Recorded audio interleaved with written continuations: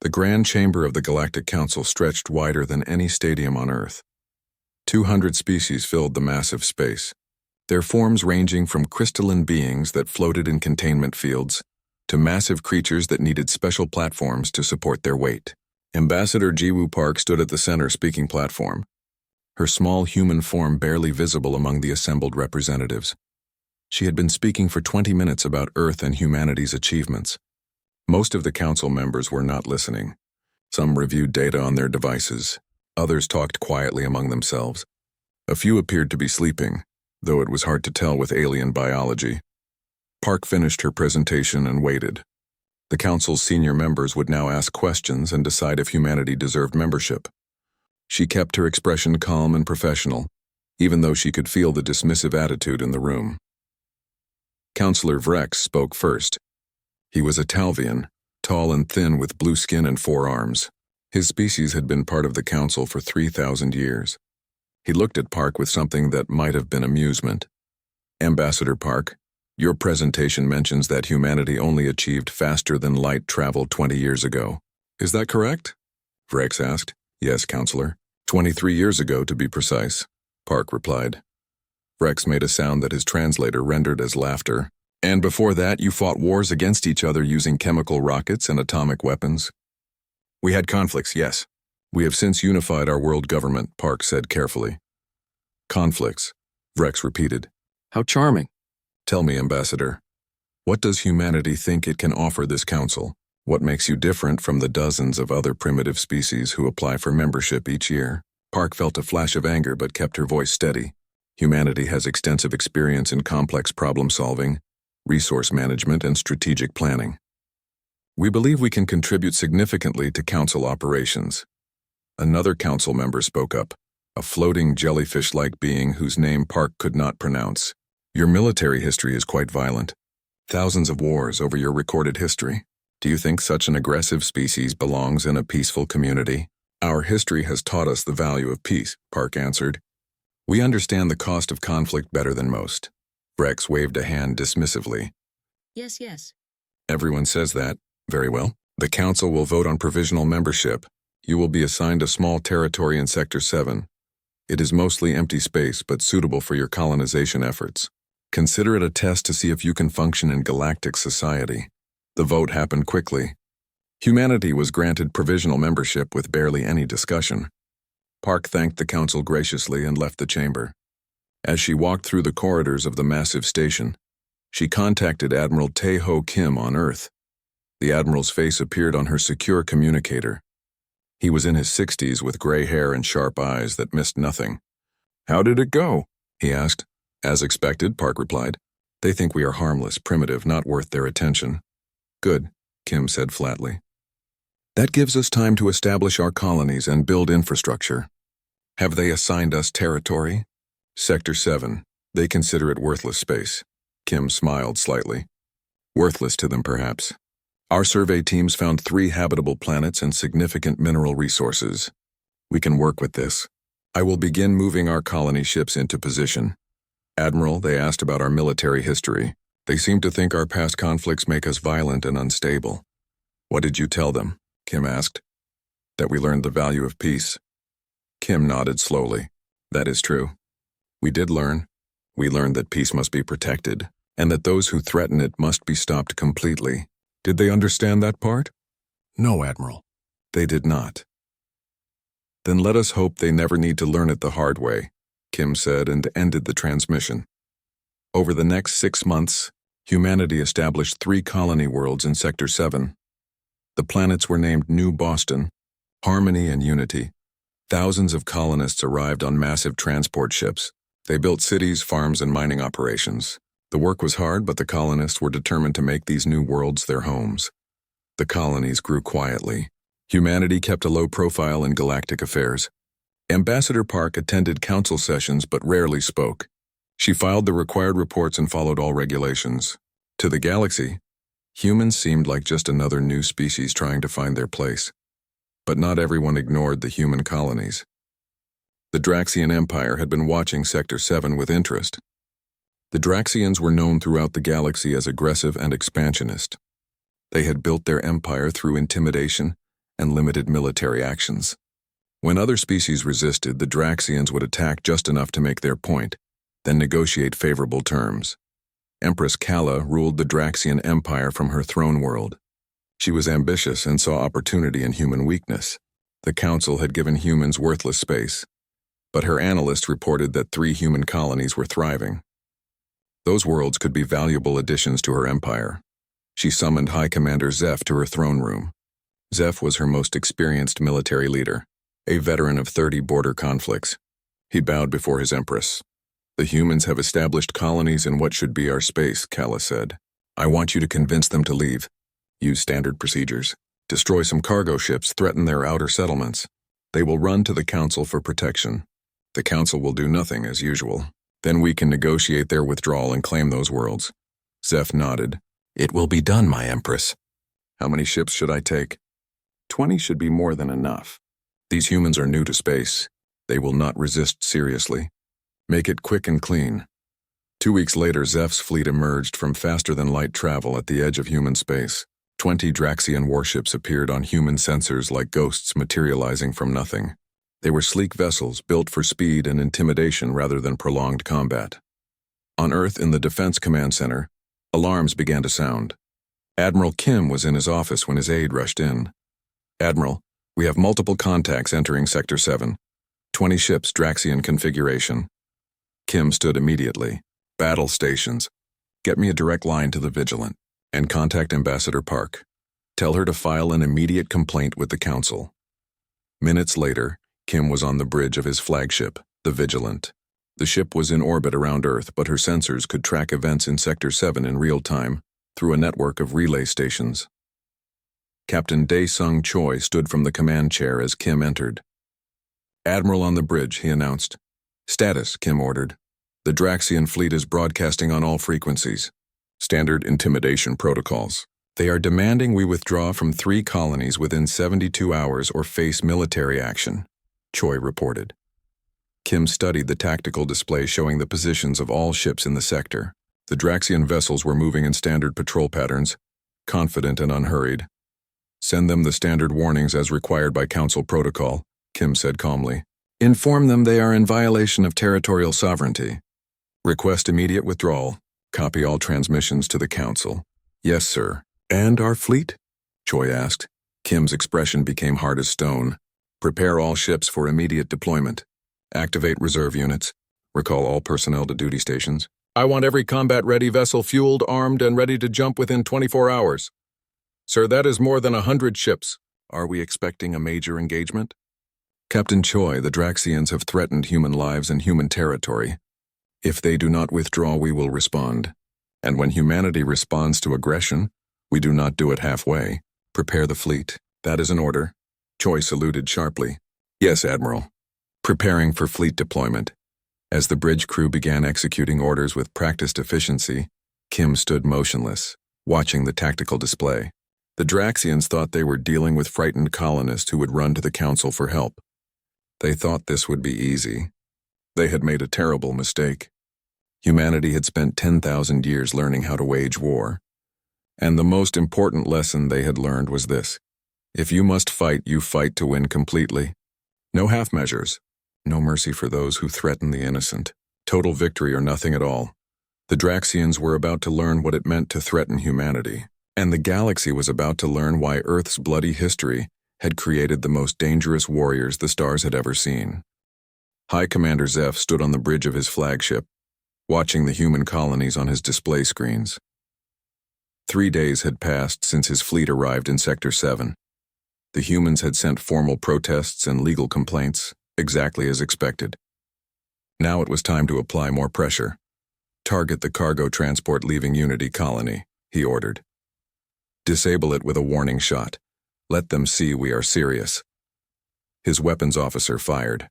A bright beam of energy crossed the space between the Draxian warship and the human cargo vessel. The shot deliberately missed, passing just ahead of the transport's bow. The human ship immediately changed course and fled back toward the colony. Zeph nodded with satisfaction. "Good. Now destroy the automated mining station at coordinate 742. Make sure no one is aboard first." The mining station exploded in a brilliant flash. It had been empty, as their scans confirmed. This was standard procedure for the Draxian Empire. Destroy property, frighten colonists, avoid actual casualties if possible. Make the target species run to the Council for help. When the Council did nothing, negotiate from a position of strength. But something was wrong. Zeph noticed it after the first week. The humans were not panicking. Their ships maintained regular schedules. Their colonies continued normal operations. And strangest of all, human warships began appearing throughout the sector. They did not engage the Draxians. They simply watched, following at a distance, their sensors constantly scanning. "Sir, we have identified 12 human military vessels in the sector," his intelligence officer reported. "They are maintaining surveillance of our fleet." 12 ships, Zeph repeated. "We have 20. Are they planning to attack?" "No, sir. They maintain safe distances and do not target us. They are just watching." Zeph frowned. This was unusual behavior. Most species either fled or immediately requested council mediation. The humans were doing neither. They were studying his forces like scientists examining insects. Meanwhile, at the Galactic Council station, Ambassador Park stood before the assembled representatives once again. This time they were paying attention. A formal complaint against a council member's military actions required a hearing. "The Draxian Empire has violated human territorial sovereignty," Park stated clearly. "They have destroyed civilian property and threatened our colonists. We request immediate council intervention and Draxian withdrawal." Councillor Vrex looked bored. "Ambassador, the council takes such complaints seriously. However, these matters require time to investigate. We must hear testimony from all parties. A committee will be formed to review the situation." "How long will this committee take?" Park asked. "These processes typically require several months. Perhaps a year." "A year?" Park repeated slowly. "Councillor Vrex, the Draxians are threatening my people right now, today. We need action now, not in a year." Vrex spread his forearms in a gesture that might have been sympathy. "Ambassador, new members must understand that the Council values peaceful resolution. Perhaps humanity should consider relocating your colonies to avoid this conflict. Sector 7 is not worth fighting over." Park's expression remained calm, but her voice became cold. "Are you suggesting that Council treaties mean nothing? That any aggressive species can simply take what they want from newer members?" "I am suggesting that patience and wisdom are more valuable than pride," Vrex replied. "I see. Thank you for clarifying the Council's position, Councillor." Park's tone was perfectly polite, but something in her eyes made Vrex slightly uncomfortable. She bowed formally and left the chamber. As soon as Park reached her private office, she contacted Admiral Kim on a secure channel. "The Council will not help," she reported. "They suggest we relocate our colonies to avoid conflict." Kim's face on the screen showed no emotion. "So the Council treaties are worthless." Noted. "What about the Draxians?" "Their harassment continues. So far, they have avoided causing casualties, but that may change." "It will change," Kim said quietly. Empress Kala grows impatient. "Our intelligence indicates she will order a strike on one of our colonies within 48 hours. A demonstration to force us into negotiations. Can we evacuate?" Park asked. "We could. But Ambassador, if we run now, we will always be running. Every aggressive species in the galaxy will know that humans can be pushed around. Our people will never be safe." Park nodded slowly. "What are you planning, Admiral?" "We are preparing a response. If the Draxians attack our people, we will show them what human military doctrine really means. Continue documenting everything for the Council records. When this is over, we will need proof that we followed every protocol before taking action." 2 days later, Empress Kala's patience ran out. She ordered High Commander Zeph to conduct a raid on Harmony Colony. The goal was to strike military targets, make noise, and frighten the colonists. Standard intimidation tactics that had worked hundreds of times before. Zeph's ships descended on Harmony in the early morning hours. They targeted what their scans identified as military installations. Energy weapons lit up the sky. Explosions rocked the colony. The attack lasted only 20 minutes before Zeph ordered withdrawal. It should have been a clean operation, But one targeting calculation was wrong. A Draxian missile struck a civilian residential building. 17 people died instantly. 40 more were injured. Among the dead were children. The news reached Admiral Kim within minutes. He was in a conference room with his senior commanders planning defensive operations. An aide rushed in and whispered in his ear. Kim's face became absolutely still. He stood slowly. Casualty report from Harmony. 17 civilian deaths. 40 injured. Multiple families destroyed. Kim said quietly. The room fell silent. Captain Choi spoke carefully. Admiral, was it deliberate? Does it matter? They attacked us. Our people are dead. Colonel Lee, what is the status of Operation Righteous Fury? Colonel Hyejin Lee checked her datapad. All units are ready, Admiral. Assault carriers are fueled and loaded. Ground forces are prepared. We can launch within 6 hours. Director Han, intelligence assessment. Kim ordered. Director Young-Soo Han pulled up a holographic display showing the entire Draxian Empire. We have complete intelligence on all Draxian military installations, ship positions, base locations, supply lines, command centers, everything. We have been gathering this data since first contact. Excellent. Captain Choi, what is our fleet? Strength? 147 combat-ready vessels, Admiral, plus support ships. We outnumber the Draxians 7-1. Kim looked at each of his commanders in turn. These were men and women he had served with for decades. They had fought together in the colony wars. They understood what he was about to order. Contact Earth government. Request authorization codes for unrestricted military response. Then contact Ambassador Park and tell her to prepare detailed documentation of everything that led to this moment. The Council will ask questions later. We need answers ready. The authorization came through in less than an hour. Earth's government understood what was at stake. If humanity showed weakness now, they would be targets forever. The decision was unanimous. Admiral Kim stood on the bridge of the Vigilant as the final preparations were completed. He opened a fleet-wide communication channel. This is Admiral Kim to all human forces. The Draxian Empire has attacked our civilians. 17 of our people are dead. We requested council intervention and were ignored. We issued warnings and were mocked. Now we will respond. He paused, letting his words sink in. We do not fight for territory. We do not fight for pride. We fight to protect our people. And when we fight to win. Operation Righteous Fury is now active. Rules of engagement are unrestricted warfare. Target all Draxian military capabilities.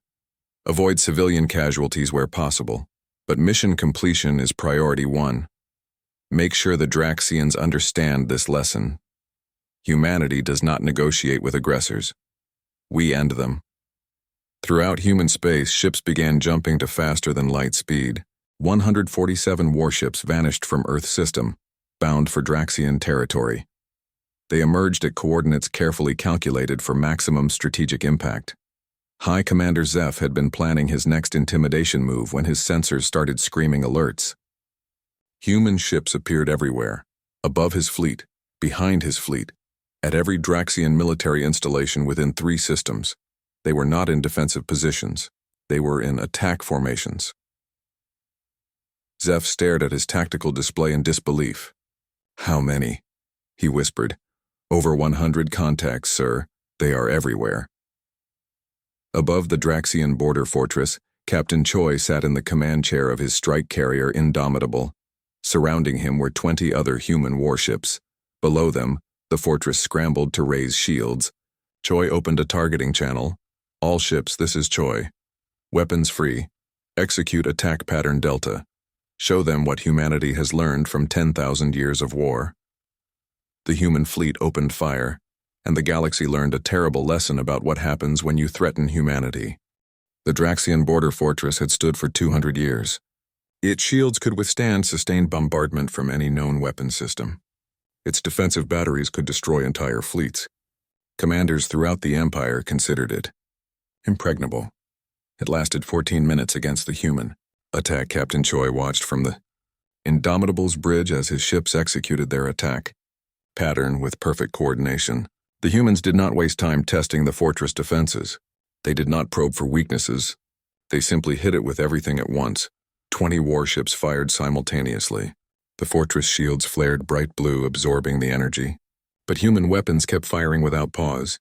The shields began to flicker. 30 seconds later, they collapsed completely. The fortress's defensive batteries tried to return fire, but human point defense systems destroyed incoming shots before they could connect. Target the command center, Choi ordered calmly. Secondary targets are power generation and communications. Missiles streaked through space. Precision strikes took out critical systems. The fortress went dark. Emergency power failed. Within minutes, the massive station was just a dead hulk floating in space. Escape pods launched carrying survivors, and the human ships let them go. They had no interest in killing helpless people. They wanted to destroy military capability. Fortress neutralized, Choi reported on the Fleet Command channel. Moving to secondary targets. No human casualties. Similar scenes played out across Draxian space. Human forces struck with shocking speed and coordination. They bypassed defended positions that were not immediate threats and struck directly at infrastructure. Shipyards erupted in flames. Ammunition depots detonated. Fuel refineries burned. Manufacturing facilities went offline. High Commander Zeph tried desperately to organize a defense. He gathered his scattered fleet and moved to protect the Draxian homeworld. But when his ships arrived, they found human forces already there, holding position outside the defense perimeter. Zeph stared at the tactical display showing 30 human warships in perfect formation. He opened a communication channel. Human Commander, this is High Commander Zeph of the Draxian Empire. We request immediate ceasefire to discuss terms. The only response was a targeting laser locking onto his communication arrays. The laser did not fire, but the message was clear. Humans did not negotiate during combat operations. Sir, they are not responding to any hails, his communications officer reported nervously. They are not here to talk, Zeph said quietly. They are here to make sure we cannot threaten them again. All ships, defensive positions. Protect the homeworld at all costs. But the human ships did not attack the planet. They maintained their positions, weapons trained on Zeph's fleet. After 6 hours of tense standoff, Zeph understood. The humans were not going to attack the homeworld. They were making sure his fleet could not interfere with operations elsewhere. Admiral Kim coordinated the entire operation from the Vigilant. Holographic displays showed every theater of combat across 4 star systems. His ships reported in with brutal efficiency. Target destroyed. Mission complete. No casualties. Next target engaged. Director Han stood beside him, monitoring intelligence feeds. Admiral, Draxian military communications are in chaos. They are trying to recall forces from their border regions. But we have destroyed most of their faster-than-light relay stations. Their fleets cannot coordinate. Good. What is the status of their industrial capacity? 70% of military shipyards destroyed or disabled. 90% of ammunition production offline. Their ability to sustain military operations is effectively zero. Kim nodded. And civilian casualties?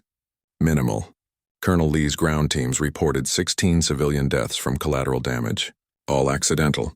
We are providing medical assistance to wounded civilians as per protocol.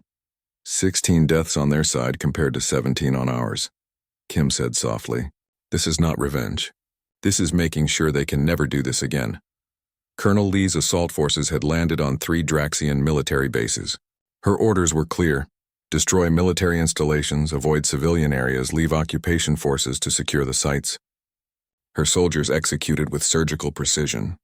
They knocked out base defenses, demolished weapons storage, and destroyed command facilities. Then they withdrew, leaving the bases as smoking ruins. One of her battalion commanders contacted her after securing a target. Colonel, the base commander is requesting to surrender. What should we do with prisoners? Accept their surrender. Provide medical care for wounded. Then move to the next target. We are not here to occupy. We are here to eliminate threats. At the Galactic Council Station, representatives watched the human military operation unfold on long-range sensors. The chamber was silent except for the quiet beeping of tactical displays. What they were witnessing defied everything they knew about warfare. Modern galactic warfare was ritualized. Fleets positioned themselves, exchanged fire until one side requested mediation. Then negotiations began. Wars lasted years and resulted in adjusted borders or trade agreements. Actual destruction was minimal. Casualties were light, but humans fought differently. They targeted everything that sustained enemy military power. They showed no interest in negotiation until their objectives were complete. They coordinated operations across multiple star systems with terrifying efficiency, and they did it all in less than 3 weeks. Counselor Vrex stared at the displays with wide eyes. This cannot be real. No species fights like this anymore. Not for thousands of years. Ambassador Park sat calmly in the human section. Another counselor turned to her. Ambassador, will your forces stop? The Draxian military is already defeated. When the threat is eliminated, operations will cease, Park replied evenly. The threat is eliminated. Their fleet is scattered. Their defenses are destroyed. Their ability to build new ships remains. Their industrial capacity to manufacture weapons continues. Admiral Kim is thorough. He will ensure they cannot threaten human lives again. Vrex found his voice. Ambassador Park, this is excessive. The proportional response to their raid on your colony would be a similar raid on theirs, not this wholesale destruction of military infrastructure. Park turned to look at him directly. Counselor, humanity does not believe in proportional response. We believe in permanent solutions. The Draxians killed our civilians. They threatened our colonies. If we respond proportionally, they will rebuild and attack again in 5 years or 10 years or 20 years. We choose instead to ensure they cannot attack at all. That is barbaric, another counselor protested. No, Park said firmly. Barbaric was attacking civilians. Barbaric was your council doing nothing when we requested help. What you see now is human military doctrine. We warned the Draxians. We followed every protocol. We gave them every opportunity to withdraw. They chose violence. Now they learn the price. The chamber fell silent again. On the tactical displays, human forces continued their methodical destruction of Draxian military capability. It was not angry or vengeful. It was systematic, efficient, and absolutely unstoppable. Director Han had been preparing for this moment since humanity first encountered the Draxian Empire. His intelligence services had mapped every military installation, identified every supply chain, and analyzed every command structure. When Admiral Kim gave the order to strike, Han's people knew exactly where to hit and how hard. This is what intelligence warfare means, he explained to his staff as they monitored operations. We spent months gathering information while the Draxians assumed we were weak and frightened. They never suspected we were planning their defeat in detail. Knowledge is the deadliest weapon. 21 days after the human attack began, Admiral Kim sent a message to all Draxian forces and broadcast it to the entire galaxy. His face appeared on millions of screens. His voice was calm and firm. To the Draxian Empire and all who are watching, human military operations are now complete. Draxian capability to wage offensive warfare has been eliminated. Their shipyards are destroyed. Their weapons manufacturing is offline. Their military bases are neutralized. They retain only defensive forces sufficient to protect against pirates and criminals. Kim paused, letting that sink in. The Draxian Empire is forbidden from rebuilding military forces beyond system defense requirements. Human forces will monitor compliance. Any attempt to violate these terms will result in immediate action. We take no pleasure in this. We wanted peace. They chose war. This is the result. Let this be a lesson to the galaxy. Humanity seeks cooperation and friendship. We will trade fairly, share knowledge, and work together for common good. But we will not be threatened. We will not be intimidated. And we will not tolerate attacks on our people. Choose peace with humanity and we will be your most loyal allies. Choose violence and you will learn what it means to fight a species that has spent 10,000 years perfecting the art of war. The transmission ended. The galaxy sat in stunned silence. Humanity had demonstrated total victory through complete annihilation of enemy capability. And they had done it in 3 weeks. The Draxian Empire, once feared for their aggression, was now powerless. Their military was gone. Their ability to threaten anyone was destroyed. In the council chamber, no one spoke. They finally understood what Ambassador Park had tried to tell them. Humans were not weak. The Galactic Council convened an emergency session 3 days after Admiral Kim's broadcast. Every representative attended. No one wanted to miss this. The chamber buzzed with nervous conversation as species discussed what they had witnessed. Some were frightened. Others were outraged. All were trying to understand what humanity's display of power meant for the galaxy. Ambassador Park entered the chamber and walked to the human section. The talking stopped. 200 pairs of eyes followed her. She sat down calmly, arranged her datapad, and waited. She appeared completely relaxed, as if she attended emergency sessions about human military actions every day. Counselor Vrex called the session to order.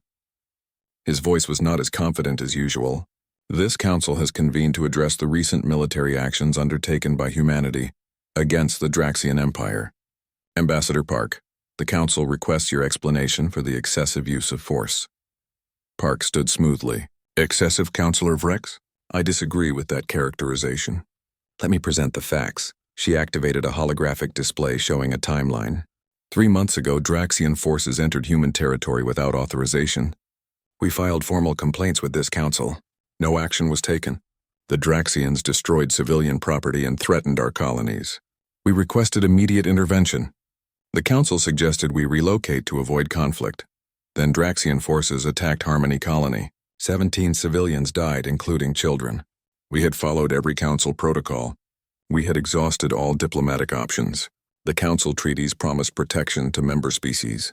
The protection did not come. So humanity defended itself. A reptilian counselor spoke up angrily.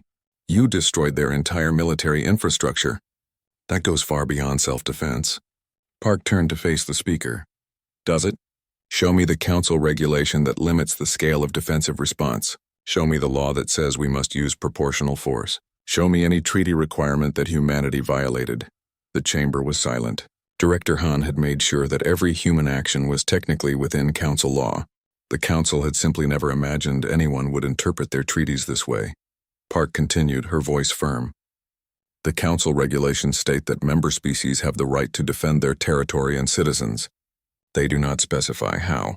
Humanity chose to defend ourselves effectively. We ensured the Draxian Empire cannot threaten us again. If the council wanted to prevent this, you should have acted when we asked for help. Vrex shifted uncomfortably. Ambassador, we understand your frustration with the council's processes. But surely you see that your actions have frightened many species. There are concerns about human aggression. Concerned about human aggression? Park's tone turned cold. Humanity was attacked. We defended ourselves. If that frightened species who were planning to threaten us, then perhaps fear is the appropriate response. But let me be absolutely clear. Humanity has no interest in conquest. We want to build our civilization in peace. We will trade fairly. We will honor treaties. We will be good neighbors. She paused and looked around the chamber. But we will never again rely on this council for protection. We will maintain sufficient military forces to defend ourselves, and any species that attacks human citizens will face the same response the Draxians did. Total, permanent, defeat. The silence in the chamber was absolute. Ambassador Park had just announced that humanity would not disarm, that they would remain a major military power, and there was nothing the council could do about it because technically, humanity had broken no laws. Director Han stood and requested permission to speak. Vrex nodded weakly. Director Han of Human Intelligence Services. Thank you, Counselor. I want to address concerns about human military capabilities. Many of you are wondering how humanity could mobilize such forces. The answer is simple. We have always had these capabilities.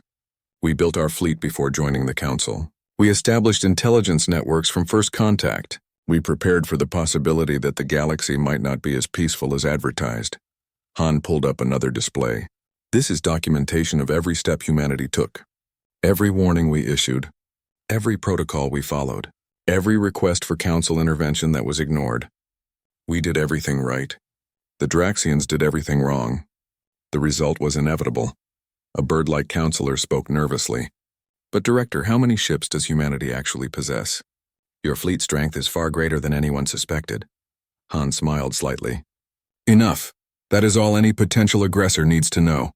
Humanity has enough ships to defend our interests and protect our allies. Beyond that, the exact numbers are classified. The next speaker was unexpected. Empress Kala of the Draxian Empire appeared on a communication screen. She looked smaller somehow, diminished. Her pride was gone, replaced by bitter resignation. This council requires that the Draxian Empire formally address this situation, Vrex said. Kala spoke slowly. The Draxian Empire accepts full responsibility for initiating hostilities against humanity. We acknowledge our defeat. We accept the terms imposed by Admiral Kim. Our military forces are disbanded. We will not rebuild offensive capabilities. We request only that human occupation forces eventually withdraw. Ambassador Park responded. Human peacekeeping forces will remain in Draxian space until we are satisfied that your empire poses no threat to anyone. This may take years. During this time, we will help rebuild your civilian economy and infrastructure. But your military capability is permanently reduced. Learn to live in peace, Empress Kala. It is better than the alternative. Kala's expression was bitter, but she nodded. I understand. Her screen went dark. Rex looked shaken. Ambassador Park, the council must ask, what does humanity want from us now? Park considered the question carefully. Councillor Vrex, humanity wants what we have always wanted. We want to be treated as equals. We want our territorial rights respected. We want council treaties to mean something. Most of all, we want peace. But we want peace backed by strength, not by hope and good intentions. We propose that the council reform its conflict resolution processes. Make them faster. Make them effective. Establish real consequences for aggression. If you do this, smaller species will not need to maintain massive militaries for self-defense. They can trust the council to protect them.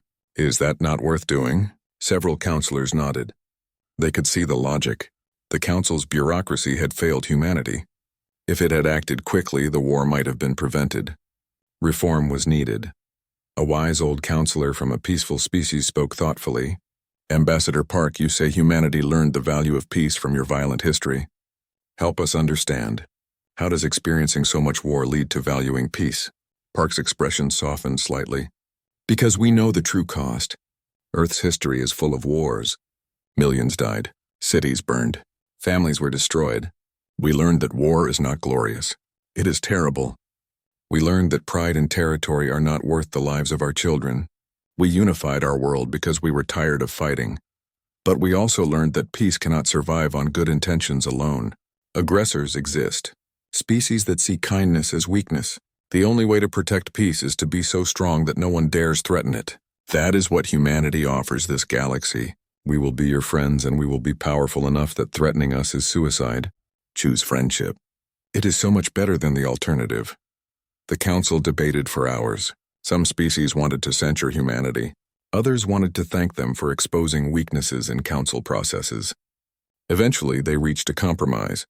Humanity would receive full council membership immediately. In exchange, humans would participate in reforming military intervention protocols. The vote was called. Humanity was granted full membership status with unprecedented speed. Everyone understood this was motivated by fear as much as respect. No one wanted to say it out loud, but the entire galaxy now knew. Do not threaten humanity. As Ambassador Park left the chamber, Councillor Vrex approached her privately. His forearms moved nervously. For the first time, he looked at her with something like respect. Ambassador, I owe you an apology. When you first came to this council, I dismissed humanity as primitive and weak. I was wrong. Park studied him. Yes, you were wrong. But you are not alone. The entire council made that mistake. We hope you learn from it. What will humanity do now? Vrex asked quietly. Park smiled slightly. We will continue building our civilization. We will expand our colonies. We will trade and share knowledge. We will make friends and allies. And we will maintain a fleet strong enough that no one ever makes the Draxian mistake again. Is that a threat, Ambassador? No, Counselor. It is a promise. Humanity fights to win, but we prefer not to fight at all. Work with us to make the galaxy safer for everyone, and we will be your most valuable allies. Continue to ignore aggression and injustice, and more species will follow our example. The choice is yours, Vrex nodded slowly. He finally understood. Humanity was not the problem. Humanity was the solution. Their demonstration of power had exposed the Council's weaknesses. Now the galaxy had a choice: reform and become stronger, or continue with comfortable illusions until the next crisis. Ambassador Park walked away, leaving Vrex standing in the corridor. She had delivered her message. Now it was up to the galaxy to decide what to do with it. 1 year had passed since the Draxian War ended. The galaxy had changed in ways no one could have predicted. Ambassador Park sat in her usual seat in the council chamber, but now when she spoke, everyone listened. The dismissive attitudes were gone. Humanity had earned respect through strength. The current session was discussing a border dispute between two minor species. It had been dragging on for months with no resolution. Park raised her hand to speak. Counselor Vrex recognized her immediately. Ambassador Park, the Council welcomes your input. Thank you, Counselor. I have reviewed the evidence from both parties. The solution seems clear. Species A has historical claims to the disputed territory, but Species B has current settlements there. I suggest partitioning the territory with a neutral buffer zone monitored by Council peacekeepers. Both species keep their primary interests, and the buffer zone prevents future conflicts. The two disputing species looked at each other, then nodded. We find this acceptable, they said almost simultaneously. Park smiled slightly. A year ago, her suggestions would have been ignored. Now her proposals carried weight. The galaxy had learned that humans understood conflict resolution. They had proven they could end wars decisively. That gave their peaceful suggestions credibility. After the session ended, Park returned to human territory aboard a diplomatic shuttle. She looked out the window at the stars and reflected on how much had changed. Human space had expanded significantly. 5 new colonies were thriving. Trade agreements were signed with dozens of species, and most importantly, no one threatened human settlements anymore. She arrived at New Horizon Station, humanity's largest construction in space. The station served as both a trade hub and military headquarters. Admiral Kim was waiting for her in his office, reviewing reports on a holographic display. Ambassador, welcome back. How was the council session? Kim asked. Productive. They actually listen to us now. It is amazing what respect follows from demonstrated capability.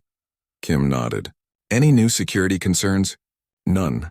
In fact, 3 smaller species have requested defensive alliances with humanity. They want our protection against potential aggressors. That is good. We should accept. Building alliances makes everyone safer. What about the Draxians? Park pulled up a report. Their recovery is progressing well. The civilian economy is stabilizing. Most of our peacekeeping forces have withdrawn. Colonel Lee reports that the remaining troops should be able to leave within 6 months. And their attitude toward us? Surprisingly positive. High Commander Zeph has been working with our military advisors. He says the Draxians learned valuable lessons about the difference between aggression and true strength. Some even view the war as necessary correction to their empire's course. Kim leaned back in his chair. 1 year ago, he had ordered the destruction of Draxian military power. It had been necessary, but not something he took pleasure in. Knowing that the Draxians were recovering and learning from their mistakes gave him satisfaction. Humanity did not want enemies. They wanted a peaceful galaxy where everyone could prosper. Across the galaxy on a Draxian world, High Commander Zeph walked through the rebuilt military academy. It was much smaller now, focused on defensive tactics rather than conquest. Human military advisors had helped design the new curriculum. The students learned strategy but also ethics and the true cost of warfare. Zeph stopped to watch a class studying the war with humanity. The instructor was showing tactical displays of human fleet movements. Notice the precision, the instructor explained. Every move calculated, every target selected for maximum strategic impact. This is professional military operations at the highest level. A young student raised a hand. Instructor, do you think we could ever fight like humans? The instructor paused thoughtfully. Possibly. But that is not our goal. We should learn from their skill, but also from their restraint. Humans could have destroyed our worlds. They chose not to. They targeted only military capability. That shows wisdom. True strength is knowing when not to use your power. Zeph nodded in agreement. He had fought humans and lost badly. But in defeat, he had learned more about warfare than in 30 victories over weaker opponents. The humans had taught the Draxian Empire a lesson they would never forget. On Earth, at the new Galactic Military Academy, Colonel Lee stood before a classroom of officers from 20 different species. She was teaching a course on combined arms tactics. Her students came from across the galaxy, eager to learn from human military experience. The key principle, Lee explained, is that war must serve political goals. You do not fight for glory or pride. You fight to protect your people and secure lasting peace. Every military action must have a clear objective and an exit strategy. Endless wars benefit no one. An alien officer asked, "Colonel, humans seem to excel at warfare. Does that worry you? That your species is so good at violence?" Lee considered the question seriously. "Yes, it does worry me. Humanity's history is full of terrible wars. We have killed each other in the millions, but that history also taught us the value of peace. We are good at warfare because we have practiced it for thousands of years. We are committed to peace because we know the alternative too well. You cannot truly value peace until you have experienced war. So your advice to us is?" another student asked. "Prepare for war so thoroughly that no one dares start one. Build your defenses. Train your forces. Make the cost of attacking you unthinkably high. Then use that strength to maintain peace. The strongest warrior is one who never has to fight, because everyone knows they would win." Director Han worked from his office at Human Intelligence Headquarters, coordinating with intelligence services across the galaxy. The old isolation and competition between species had decreased. The Draxian War had shown everyone that shared intelligence made everyone safer. Han's networks now included partners from 50 different species. His assistant brought him a report. "Director, we have confirmed intelligence that the Vortan Syndicate was planning to raid colonies in Sector 9. The Council has been informed and is sending peacekeepers. Good. Preventing conflicts is always better than winning them. Make sure our partners know we appreciate their cooperation on this." Han looked at his display showing a map of known space. Red markers indicated potential threats. Green markers showed allied species. Blue markers were neutral parties. The map was mostly green and blue now.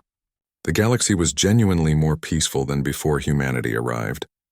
The threat of human-style total warfare had made aggressive species reconsider their actions. Admiral Kim stood at a memorial on Earth, dedicated to the 17 civilians killed in the Draxian attack on Harmony Colony. Fresh flowers lay at the base. He came here every month to remember why humanity maintained such powerful forces. Not for conquest, not for glory, but to ensure that no one else would die because humanity was too weak to protect them. A ceremony was taking place.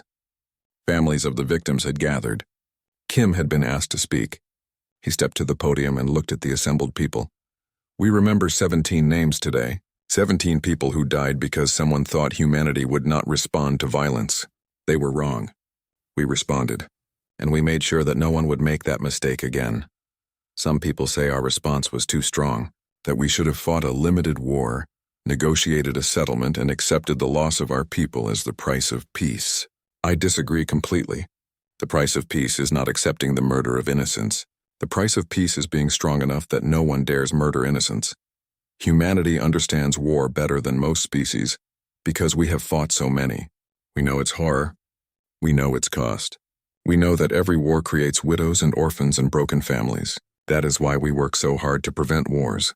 But when war comes to us, when someone threatens our people, we do not fight halfway. We fight to win completely so the war ends forever. These 17 people did not die in vain. Their deaths taught the galaxy that humanity cannot be threatened. Now our colonies are safe. Our people can build their futures without fear. That is the memorial we give to the fallen, a galaxy where the innocent are protected by the certain knowledge that aggressors will be stopped." The ceremony ended. Kim walked away slowly, thinking about the future. Humanity had proven its strength. Now they needed to prove their wisdom. Building alliances, sharing knowledge, helping the Council become stronger and more effective, using their military power to prevent wars rather than fight them. Later that day, Admiral Kim and Ambassador Park met on the observation deck of New Horizons Station. They looked out at Earth, hanging in space like a blue jewel. It was peaceful from this distance. No sign of the wars and struggles that had shaped humanity. "We have come far," Park said quietly. "From rejected applicants to full Council members. From dismissed primitives to respected military power. The galaxy will never underestimate humanity again," Kim agreed. "But that is not our greatest achievement." "What is?" "That we proved strength and restraint can coexist. We showed we could annihilate enemies, but we also showed we would choose peace when possible. The galaxy feared us for a moment. Now they respect us. Fear fades. Respect lasts," Park smiled. She looked at the data pad showing trade agreements, alliance requests, and cooperation proposals. Dozens of species wanted to work with humanity now.